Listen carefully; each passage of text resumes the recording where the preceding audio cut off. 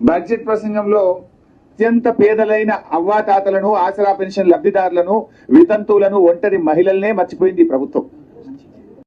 గ్యారంటీలు గాడి తప్పినాయి, డిక్లరేషన్లన్నీ డీలబడ్డాయి. రాష్ట్ర ప్రభుత్వం ప్రవేశపెట్టిన బడ్జెట్ చూస్తుంటే అయోమయం, జగన్నాథం.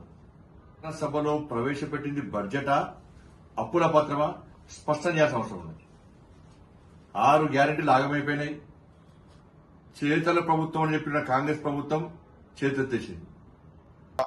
రుణమాఫీ మీద గత 10 ఏళ్ల కాలంలో ఇప్పటికి ఎంత తేడా ఉందో రైతునే అడుగుదాం. దానికి మీరు సిద్ధమా?